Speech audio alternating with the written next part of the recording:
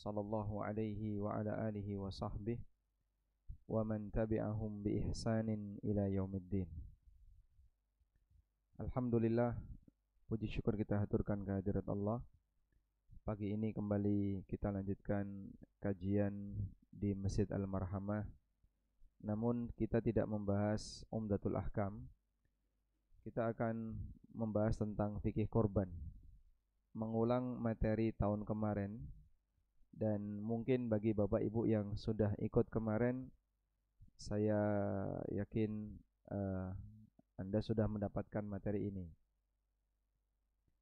Tapi tidak ada masalah, karena yang namanya pelajaran memang perlu diulang. Dan tidak ada istilah ilmu yang membosankan. Baik, saya mulai dari awal sebagaimana yang dulu. Ada 4 kali pertemuan insyaallah sebelum kita libur, mulai dari Rabu ini dan beberapa Rabu setelahnya. Kita mau bahas tentang yang pertama adalah menanamkan prinsip bahwa kurban itu amal ibadah tahunan. Karena masih banyak pemahaman bahwa kurban itu amal ibadah seumur hidup sekali. Sehingga seolah-olah kurban itu seperti akikah. Sudah pernah kurban atas nama bapak, sudah pernah kurban atas nama ibu, sudah pernah kurban atas nama anak, terus selesai selamanya. Nah, yang kayak gini enggak benar ya. Yang benar gimana? Kurban itu ibadah seumur hidup sekali. Sebagaimana haji itu ibadah setiap tahun. Kurban itu ibadah tiap tahun, bukan seumur hidup sekali. Sebagaimana haji itu ibadah tahunan, bukan ibadah seumur hidup sekali. Walaupun masalah keterbatasan dana, keterbatasan tempat dan seterusnya, sehingga umumnya orang melaksanakan haji seumur hidup sekali. Kalau misalnya ada orang yang punya kesempatan untuk berhaji tiap tahun, ya sah-sah saja. Dan dulu sebagian para ulama dalam biografinya, di antara kelebihan yang disebutkan adalah si A pernah haji 50 kali, si B pernah haji 40 kali. Itu biasa, karena dia tiap tahun. Di usia sampai 70 tahun misalnya, di usia meninggal 80 tahun, beliau berhaji selama sekian puluh kali. Karena ibadah yang dilakukan tiap tahun, mereka selalu melakukannya sesuai dengan kemampuannya. Selanjutnya, yang mampu harus kurban. Definisi mampu untuk masing-masing ibadah itu beragam. Kita ulang. Definisi mampu untuk masing-masing ibadah itu beragam. Karena ukuran mampu dalam ibadah A tentu berbeda dengan ukuran mampu dalam ibadah B. Kalau kita ditanya, orang miskin itu bisa puasa enggak, Pak? Hah? Orang miskin bisa puasa? Dengan orang kaya lebih pintar mana? Ya? Wis biasa prihatin ya. Sudah biasa enggak makan. Tapi miskin kalau di zaman kita kan tetap makan. Sehingga dalam hal ini kalau kita berbicara tentang kemampuan, antara satu ibadah dengan ibadah yang lain itu berbeda standarnya. Oleh karena itu untuk bicara kurban, kemampuan kurban tentu berbeda dengan kemampuan zakat. Kemampuan zakat berbeda dengan kemampuan haji. Kemampuan haji berbeda dengan kemampuan jihad dan seterusnya. Karena masing-masing kata mampu untuk di setiap ibadah itu standarnya berbeda. Nah, Nabi SAW menyebutkan bahwa orang yang mampu tapi tidak kurban, coba lihat hadis ini. Man kana lahu sa'atun, siapa yang punya kelapangan rizki, walam yudhahi, tapi dia tidak kurban, fala yaqrabanna musallana, jangan dekat-dekat dengan tempat sholat kami. Kira-kira kalau kalimatnya seperti ini berarti apa? Kalau kalimatnya seperti ini, enggak usah mendekat tempat sholat kami, itu maknanya apa? diusir. Maknanya diusir. Jadi ada orang yang diusir oleh Nabi SAW dari masjid. Kalau kita maknai musallana, tempat sholat kami di sini adalah masjid. Karena musallana di sini bisa dimaknai masjid, bisa dimaknai lapangan sholat Id. Kalau kita maknai masjid, coba bayangin di masjid itu yang jadi imam Rasulullah SAW. Ketika kita datang, beliau ngusir kita, Bapak keluar, nggak boleh sholat di sini. Kira-kira gimana? Berantem? Mana mungkin. Ibadah yang sifatnya mewakili. Kami ingin menekankan bagian ini. Bedakan antara kepemilikan dengan keterlibatan. Bedakan antara kepemilikan dengan keterlibatan. Kepemilikan untuk hewan kurban, kepemilikan kurban. Kepemilikan kurban adalah siapa atau siapa yang memiliki hewan itu. Yang saya tulis aja beli hewan itu. Umumnya kan orang beli ya. Pakai uang siapa itu? Kalau pakai uang suami berarti milik suami, kalau pakai uang istri berarti milik istri. Kalau pakai duit pribadi anak berarti milik anak, dan demikian seterusnya. Maka kepemilikan ini standarnya adalah siapa yang membeli hewan itu, pakai duit siapa. Keterlibatan ini lebih luas. Siapa anggota keluarga, siapa anggota keluarga yang mau dilibatkan dalam atas nama. Jadi kan dalam korban itu ada atas nama, dalam atas nama penyembelihan. Sebab Nabi SAW pernah berkorban atas nama beliau dan seluruh. Maka berarti ini diperbolehkan orang korban dengan mencantumkan atas nama orang yang ingin dia sebutkan dalam korban itu. Misalnya, ini korban atas nama diriku dan anggota keluargaku. Ini korban atas nama diriku dan seluruh orang yang berada di rumahku, dan kalimat-kalimat yang semisal. Hukumnya boleh. Nah, yang terjadi di sini Pak, keterlibatan. Kalau kepemilikan tetap milik satu orang. Nah, kepemilikan itu adalah kepemilikan paket kurban. Paket kurban itu bisa 1 kambing atau 1/7 sapi. Sehingga seekor sapi dimiliki oleh 7 orang dan melibatkan 7 keluarga. Bukan dilibatkan 7 orang, bukan ya, karena dia dimiliki oleh 7 orang. Sehingga 1 paket kurban adalah 1 paket kurban yang dimiliki oleh 1 orang. Kemudian saat penyembelihan melibatkan sekian banyak orang yang merupakan anggota keluarga dari al-mudahhi, dari sahibul kurban. Baik. Dalil tentang ini adalah model kurban di zaman sahabat. Atha bin Yasar pernah bertanya kepada Abu Ayyub Al-Ansari, "Kaifa kanatid dhahaya ala ahdi Rasulillah sallallahu alaihi wasallam?" Bagaimana cara berkorban di zaman Rasulullah sallallahu alaihi wasallam? Jawab Abu Ayyub, "Kana ar-rajulu yudahhi bisyati anhu an ahli baitihi." Seseorang itu berkorban dengan menggunakan seekor kambing atas nama dirinya dan seluruh anggota keluarganya. Fayakuluna wa yut'imun, mereka makan dan mereka berikan kepada orang lain. sahibul kurban boleh memanfaatkan sahibul kurban, sehingga kalau ada orang kurban, hewannya sudah dia sembelih, selesai. Sementara distribusi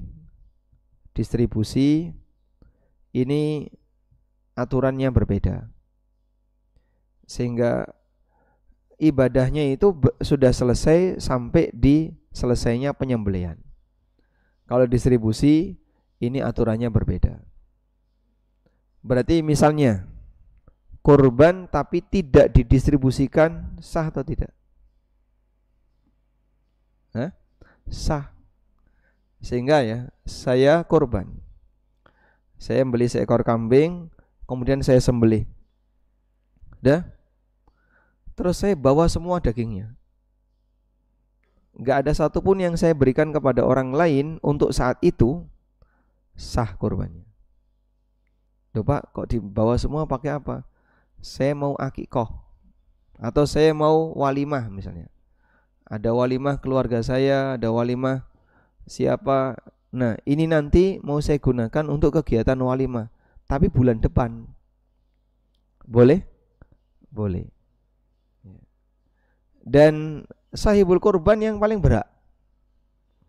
Maka kalau misalnya sahibul kurban minta kepada panitia, tolong urusi hewan saya, biaya adminnya berapa? 200.000. Dia bayar 200.000. Biaya apa? Biaya penanganan kurban. Kemudian sahibul kurban minta, tolong setelah disembelih, saya minta dikuliti, semuanya taruh di rumah. Itu panitia nggak boleh nolak. Ya, karena panitia nggak punya hak. Ini kan hak dia. Harus kono belehen dewe ya. Ya sah-sah saja. Tapi kan dia sudah bayar 200.000 tadi nggak Pak? Dia sudah bayar 200.000. Sehingga ketika dia sudah bayar 200.000, sebenarnya dia sudah menunaikan kewajiban dia untuk menggunakan jasa orang lain. Saya sudah bayar 200.000 untuk penyembelian, kemudian pengeletan sampai dicacah-cacah selesai.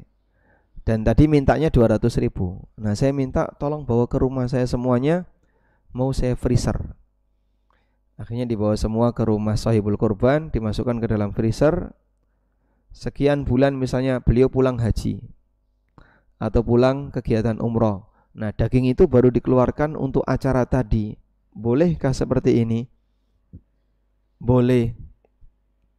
Karena kurban sudah selesai sampai di kegiatan penyembelihan. Cuman ini mohon maaf ya, kadang ada banyak panitia yang karena kurang paham tentang masalah aturan kepemilikan, mereka lebih bisa menguasai daripada sahibul kurban. Nah, ini nggak benar. Sahibul kurban itu lebih berhak ya. Sehingga kalau sahibul kurban minta, wahai panitia, saya sudah bayar 200.000, nanti saya minta ya, sampil kanan kiri depan belakang.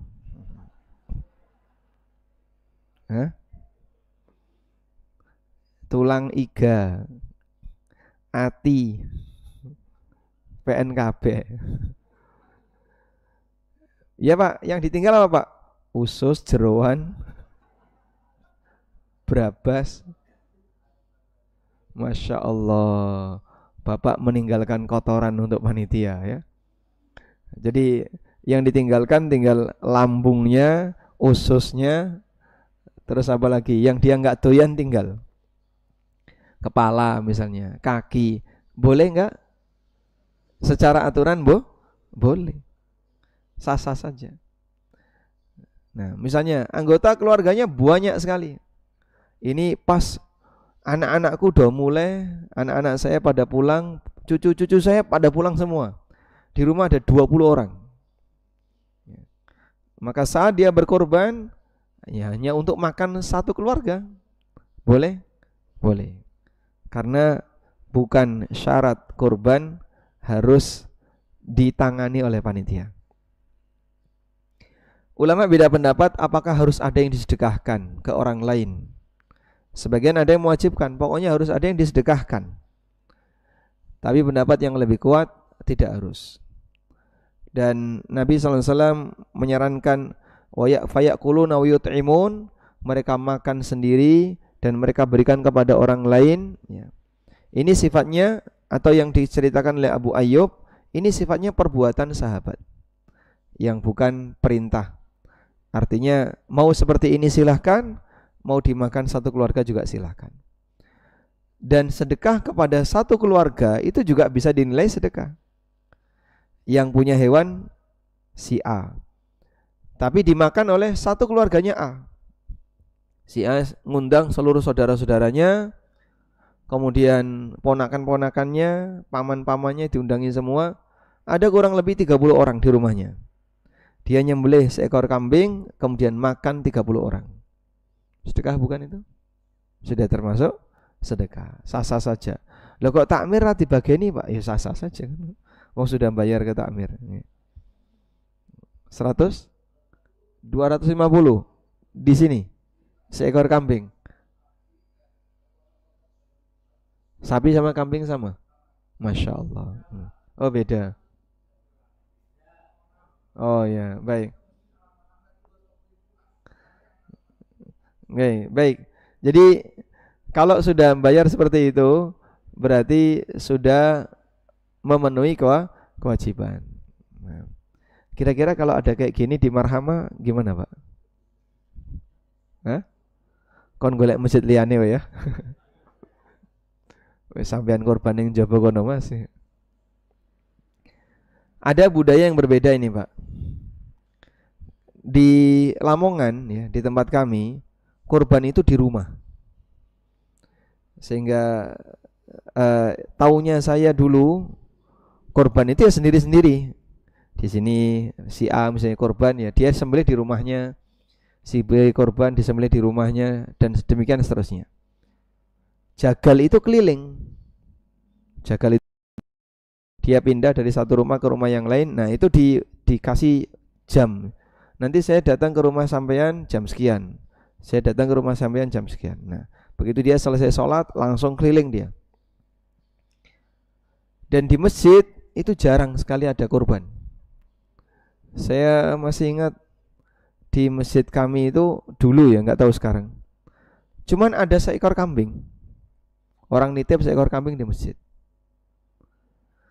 Nah, berbeda dengan di Jogja. Kalau di Jogja kan kolektif ya. Dikumpulkan, kemudian nanti ditangani oleh panitia yang dibentuk oleh takmir. Dan mungkin akan berbeda di tempat yang lain. Namun pada prinsipnya semuanya boleh. Nah, kalau kita lihat dari prakteknya para sahabat, mereka berkorban atas nama dirinya dan seluruh anggota keluarganya. Ada yang dimakan dan ada yang diberikan kepada orang lain. Selanjutnya, batasan keluarga yang boleh dilibatkan dalam kurban itu siapa saja? Coba kita lihat di sini keterangan Imam Al-Baji. Imam Al-Baji ini ulama mazhab Malikiyah. Yajuzu lil insani ayyudahhiya an nafsihi wa an ahli baitihi bisyatil wahidah. Seseorang boleh berkorban atas nama dirinya dan anggota keluarganya dengan seekor kambing, yakni bi ahli baitihi. Yang dimaksud dengan ahlul bait yang boleh dilibatkan dalam apa tadi? Atas nama korban adalah ahlan nafaqah. Adalah orang yang sumber nafkahnya sama. Orang yang sumber nafkahnya sama. Jadi walaupun mungkin dia tinggal berbeda dengan orang tuanya, tapi selama masih dinafkahi oleh orang tuanya, maka orang tuanya boleh berkorban atas nama dirinya dan seluruh anggota keluarganya, termasuk yang berada di luar kota. Bapak punya anak sedang kuliah misalnya. Itu kan tidak menafkahi dirinya sendiri ya, tapi dicukupi oleh orang tuanya yang sedang kuliah ini. Orang tuanya korban di Jogja, anaknya kuliah di Jakarta misalnya. Termasuk enggak anaknya ini bisa dilibatkan? Bisa. Kenapa? Dinafkahi oleh orang. Jadi masih satu nafkah. Berarti kalau ada anak yang sudah pisah, sudah nikah, sudah berkeluarga, sudah mentas, sudah mencukupi dirinya sendiri dan keluarganya sendiri, berarti sudah bukan lagi ahlul bait yang dipakai atas nama ketika kurban. Begitu ya. Ibnu Habib yang juga ulama Malikiyah mengatakan walahu ayyudkhila fi udhiyatihi man balagha min waladihi wa in kana ghaniyan idza kana fi baitihi idza kana fi nafaqatihi wa baiti. Boleh meniatkan kurban untuk anaknya yang sudah balik meskipun dia mampu, jika anak itu dia nafkahi dan tinggal di rumahnya. Kalau Ibnu Habib mensyaratkan harus satu atap. Nah, berdasarkan penjelasan ini, maka ada 3 syarat yang boleh kita libatkan dalam kegiatan kurban atas nama kita. 1, ada hubungan keluarga. 2, satu sumber nafkah. 3, satu atap. Baik. Kalau satu atap tapi tidak ada hubungan keluarga, Pak, pembantu. Pembantu itu tinggal di rumah majikan. Kemudian dia makan dengan menggunakan dana atau nafkah majikannya, tapi tidak ada hubungan keluarga. Boleh nggak dilibatkan?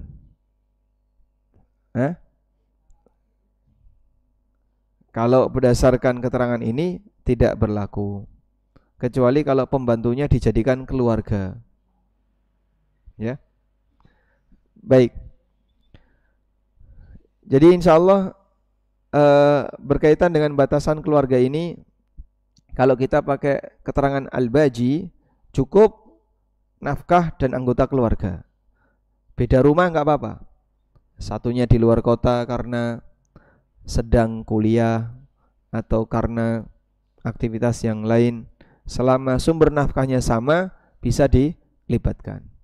Berarti orang tua bisa nggak? Orang tua bisa nggak? Bisa. Karena kan hidup ini gantian ya. Waktu anaknya nggak mampu, yang ngasih nafkah siapa? Orang tua. Waktu anaknya mampu, orang tuanya nggak mampu, yang ngasih nafkah anak. Hidup ini kan gantian. Makanya antara anak dan orang tua itu wajib memberi nafkah. Di Klaten itu saya pernah gabung dengan panitia zakat fitrah. Nah, selesai zakat fitrah dikumpulkan, kemudian daftar penerima itu ditunjukkan. Kita akan berikan zakat fitrah kepada ini. Nah, saya sempat tanya ya, pastikan Bapak hanya orang miskin yang boleh nerima. Nah, terus tanya, nah biasanya yang tak kasih itu ini, yang kami kasih itu ini. Nah, disebutkan ada orang yang sudah sepuh sekali, sudah lumpuh, sepuh, usianya 80-an mungkin, ibu-ibu janda. Dah. Terus saya tanya, beli ini tinggal di mana? Ya bareng karo anaknya. Terus nafkah beliau ya dari anaknya. Anaknya mampu atau tidak? Anaknya kerja di Samsat. Oh. Akhirnya kita ke sana. Rumahnya bagus, kaya ya. Tapi ibunya kan orang yang nggak mampu, miskin. Kalau kayak gini boleh nggak disebut orang miskin? Hah? Tidak. Kenapa? Melu anak. Kalau disebut orang miskin, bayi itu miskin, Pak. Ya. Bapaknya gajinya tiap bulan 1 miliar. Punya anak 5, mulai dari usia 10 tahun ke bawah, sampai bayi. Bayinya miskin nggak, Pak? Hah? Kan nggak punya apa-apa, ora iso nyambut gawe, ya? Sehingga bayi ini nggak bisa kerja, nggak bisa apa-apa. Apakah dia miskin? Bapaknya tabungannya 10 miliar. Nah, itu yang disebut dengan tabi. Jadi begini, dalam keluarga itu ada pokok, ada pengikut. Pengikut ini disebut dengan tabi. Disebut dengan tabi. Status pengikut itu sama dengan status pokok. Ibu rumah tangga walaupun tidak kerja di luar, tidak berpenghasilan, tapi kalau suaminya direktur Pertamina, kita tidak bisa mengatakan ibu yang miskin. Kenapa? Dia ngikutin status suaminya. Tapi saya nggak kerja itu Pak. Saya nggak punya sumber pendapatan. Iya, kamu tidak berpendapatan. Tapi suamimu kaya, sehingga posisi kamu ngikutin suami. Begitu ya. Nah, dari sinilah berkaitan dengan masalah nafkah, ada usul dan ada usul dan ada furu'. Usul itu bapak, kakek, bapak, ibu, kakek, nenek, dan terus ke atas. Furu' itu anak, cucu, cicit, dan terus ke bawah. Dua ini saling memberi nafkah, sehingga usul wajib memberi nafkah ke furu', furu' wajib memberi nafkah ke usul sesuai kemampuan masing-masing. Karena itu anak wajib ngasih nafkah ke orang tua, sebagaimana dulu orang tua wajib ngasih nafkah ke anak. Nah, kadang pemahaman ngasih nafkah ke orang tua itu masih belum begitu maksimal, sehingga jarang ada anak yang mau ngasih nafkah ke orang tua. Bapak era mampu ya dimbarne era mampu. Ya bapak kan bapak Mas, bisa urip dhewe, ya kabeh bisa urip dhewe. Tapi kamu punya kewajiban memberi nafkah orang tuamu ketika orang tuamu sudah tidak produktif. Dan demikianlah interaksi yang diajarkan dalam Islam, yang mampu memberi kecukupan kepada yang tidak mampu.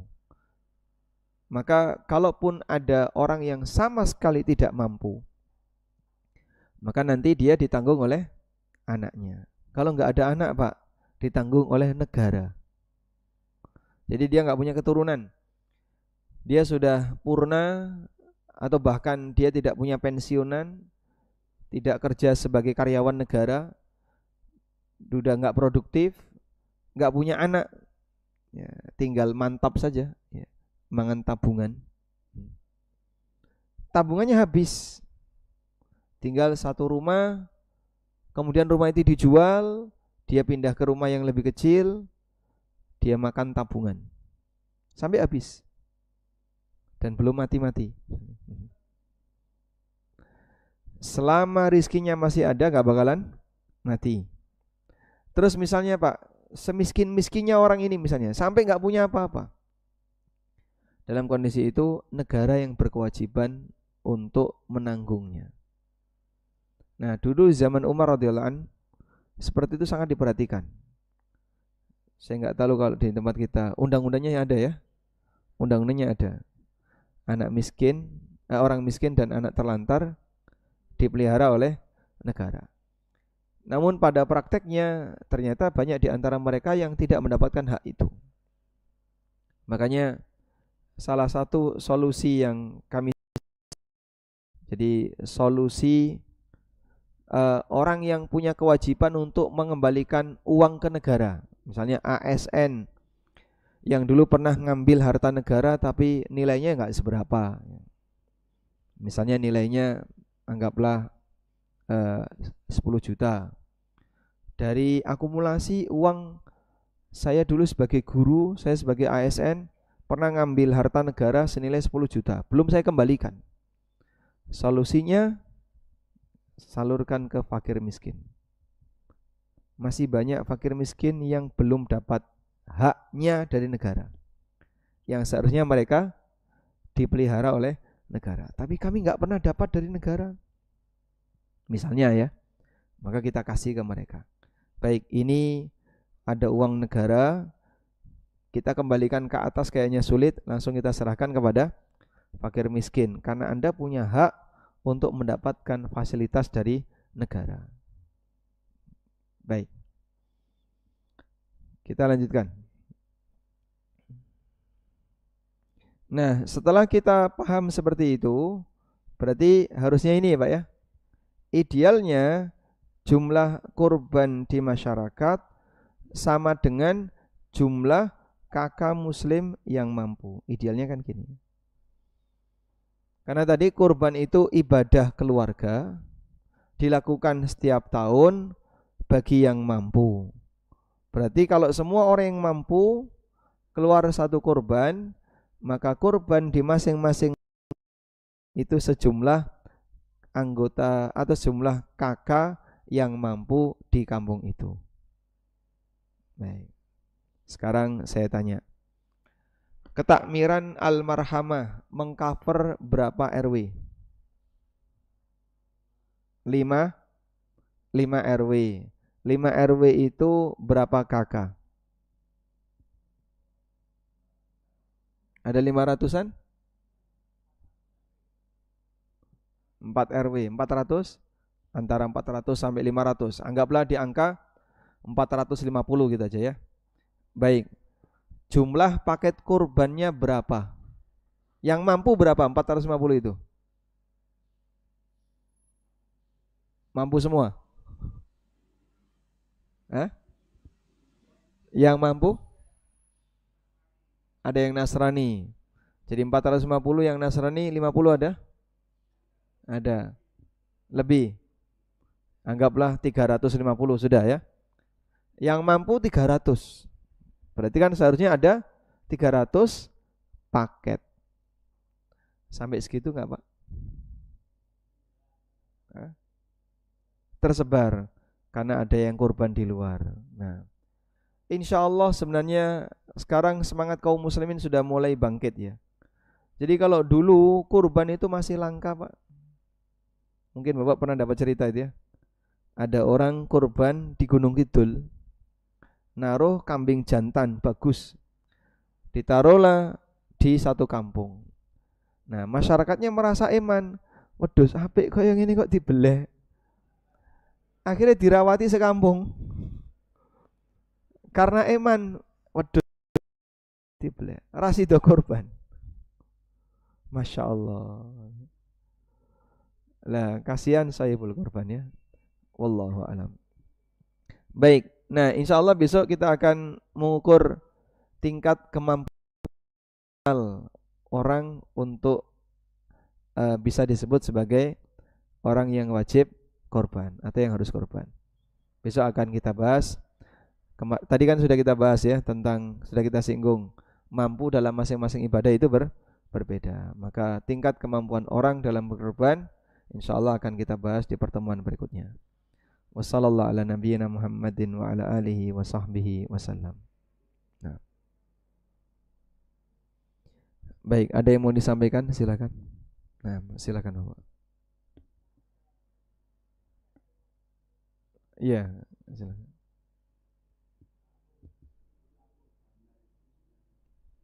Korban di masjid.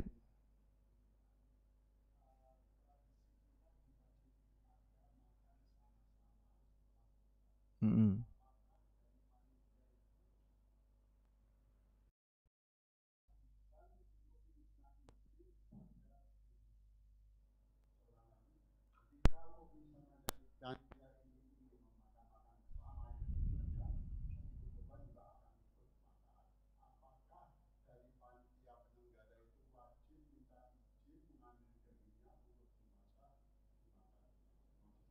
Masya Allah. Baik.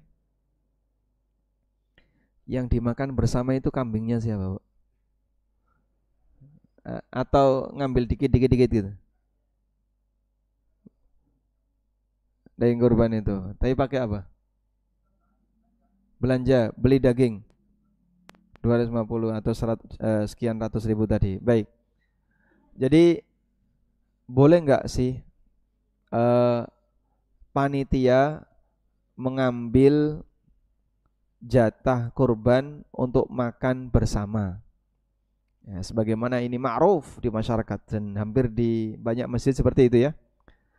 Baik. Kalau ada non muslim yang mau ikut kurban, diterima nggak Pak? Misalnya non muslim, aku melu Arab nyumbang seekor kambing, itu diterima nggak? Hah? Boleh diterima nggak? Silahkan diterima. Oh nggih, kami terima. Nanti kambing Bapak akan kami sembelih pertama kali. Bar subuh kita sembelih. Masya Allah. Apa maksudnya Pak? Bar subuh disembelih maksudnya apa? Sebelum sholat id. Nanti kambing Bapak akan kami sembelih pertama kali. Bar subuh langsung disembelih. Berarti kan sebelum sholat id. Disembelih sebelum sholat id, kurban nggak itu? Tidak. Nah ini yang paling aman. Begitu ada non muslim mau iuran kambing atau apa, silakan diterima. Sembelih setelah subuh, sudah bisa langsung proses dimasak. Setelah sholat id, panitia sudah biasa sarapan. Terima kasih Bapak, kambing Bapak dipakai sarapan panitia. Masya Allah. Kalau ada silahkan ya. Karena ada banyak kasus ternyata non muslim juga pengen ikut gabung bareng rame-rame dengan kaum muslimin dalam berkorban. Kalau nggak ada kejadian seperti ini kan kejadian luar biasa ya. Kalau nggak ada kejadian luar biasa seperti ini gimana? Boleh nggak ngambil jatah itu? Insya Allah boleh, tapi minta izin kepada sahibul korban. Nah, izin kepada sahibul korban itu ada dua. Ada izin secara lisan atau tulisan, dan ada izin secara urf. Karena izin itu ada dua ya. Izin secara berdasarkan kesepakatan. Ini bisa lisan atau tulisan. Jadi misalnya masing-masing sahibul korban dikasih selembar kertas atau kalau sekarang ya kuesioner lewat online, menyebutkan nama, kemudian jenis hewan kurbannya, terus di situ dikasih ketentuan. Apakah Anda mengizinkan satu hewan kurban Anda diberikan ke masyarakat 2/3? Dua, kan 2/3 ya, sepertiganya ke dia, 2/3-nya ke masyarakat. Yang kedua, apakah Anda mengizinkan hewan kurban Anda diambil sebagian untuk makan bersama? Yang ketiga, apakah Anda mengizinkan kulit hewan kurban Anda disedekahkan untuk dijualkan panitia? Nah, ketika dia centang semua, centang, sudah selesai. Berarti sudah ada izin dari pemilik. Ini izin kesepakatan. Nah, ada yang kedua, izin urfi, berdasarkan kebiasaan.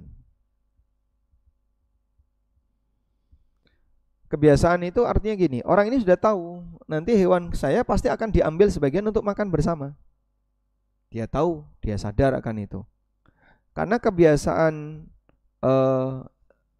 masyarakat di sini, panitia di sini, mereka akan menggunakan hewan kurban itu untuk makan bersama atau apa? Korban itu akan dibagikan ke masyarakat sebanyak 2/3. Dia tahu. Ketika dia tahu dan dia diam saja, tidak melarang panitia, maka hukum asalnya sudah diberi izin. Loh, Bapak kan sudah tahu kalau di sini seperti itu. Nah, ketika Bapak diam saja ya ngertinya kami, Bapak sudah mengizinkan. Kecuali kalau nggak mau, kalau nggak mau sampaikan di depan. Nanti kalau sudah kambing saya sudah disembelih, saya minta tadi ya, sampil kanan kiri, depan belakang, tulang rusuk dan punggung. Kayak no kabeh ya. Nah, kalau dia sudah ngomong seperti itu di depan, berarti dia sudah mengecualikan dari peraturan urf yang ada. Baik, insya Allah dipahami ya. Nah, jadi insya Allah nggak apa-apa Pak, selama yang bersangkutan membolehkan. Cukup? Ada lagi? Silakan Pak. Allahumma sholli ala Muhammad.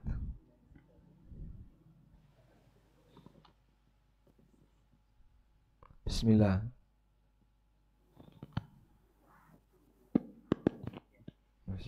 Allahumma sholli ala sayyidina Muhammad. Dengan klik izin bertanya Ustaz Ami, bagaimana hukumnya jika kami penjual hewan kurban memberi hadiah kepada panitia penyembelihan hewan kurban yang menjadi membeli hewan kepada kami?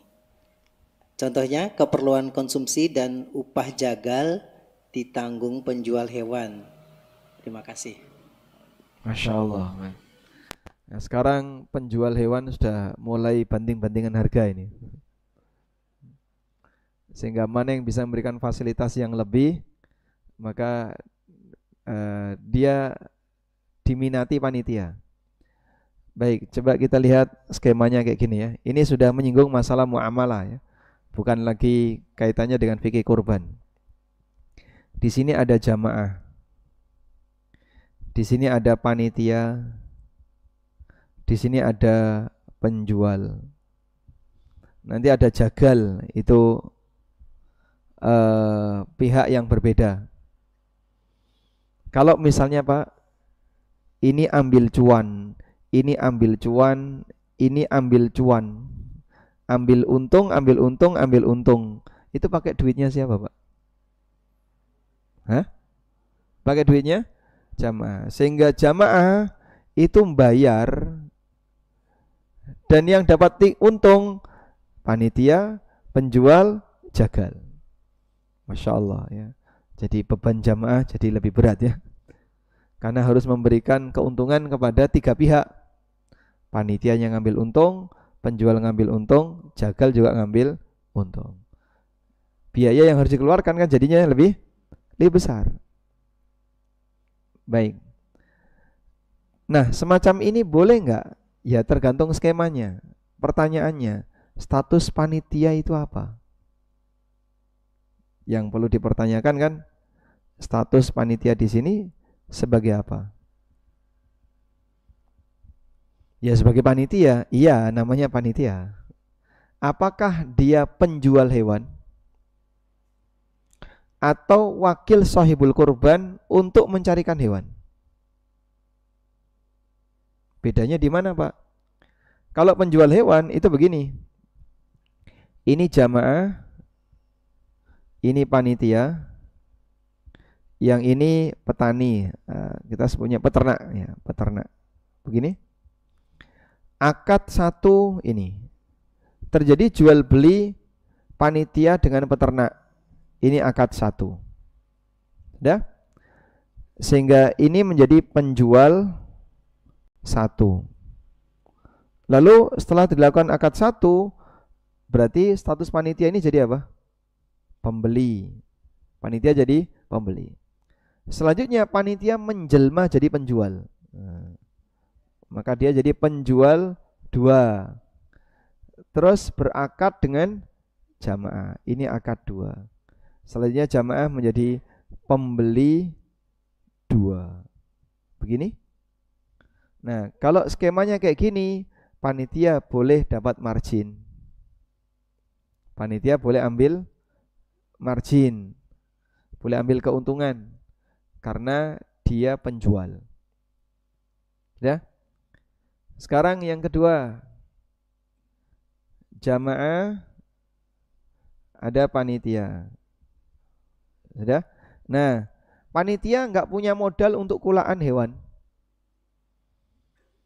Sehingga duitnya yang dipakai adalah duit jamaah. Maka dia tidak bisa jadi penjual dua. Yang bisa dia jadi wakil jamaah. Wakil jamaah itu gimana? Tolong carikan hewan kurban untuk kami. Wes tak pas nih panitia. Kami pasrahkan ke panitia. Baik. Lalu panitia datang ke peternak. Nah, saat panitia datang ke peternak, dia sebagai apa? Pembeli, mewakili jamaah. Nah, kalau status dia jadi wakil jamaah, panitia ini adalah wakil jamaah, maka panitia wajib menyampaikan semua informasi tentang transaksi itu sesuai kondisi real. Ada bonus, ceritakan. Ada diskon, sampaikan. Karena semua bonus, diskon dan seterusnya tadi haknya jamaah. Nah, terus panitia dapat apa, Pak? Boleh minta fee, ujroh.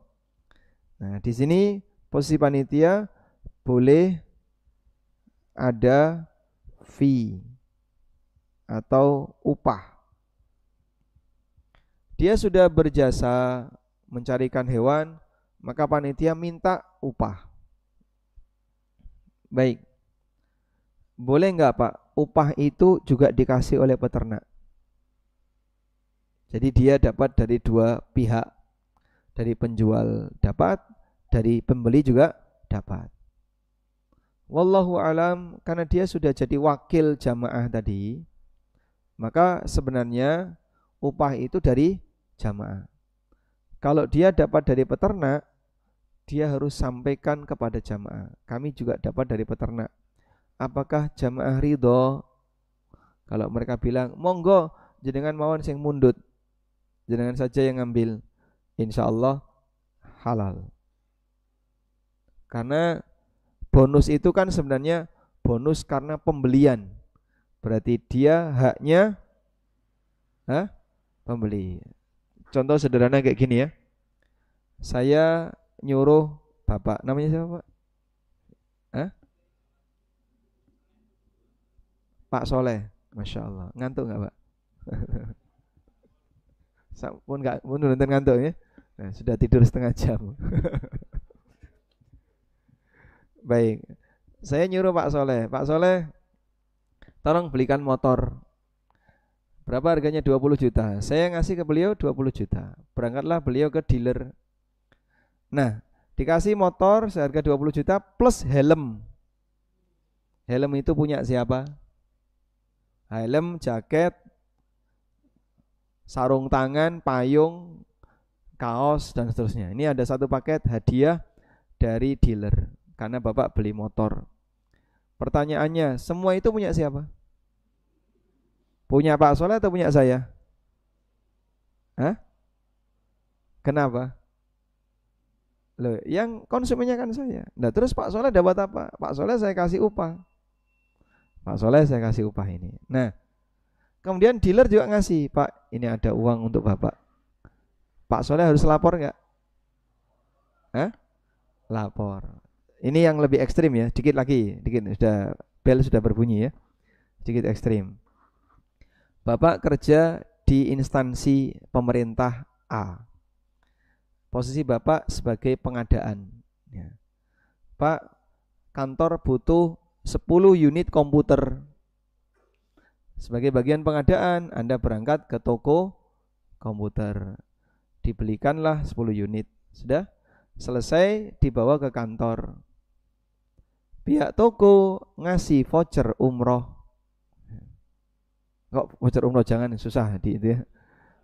Kegedean. Ngasih amplop 1 juta. Boleh diterima atau tidak?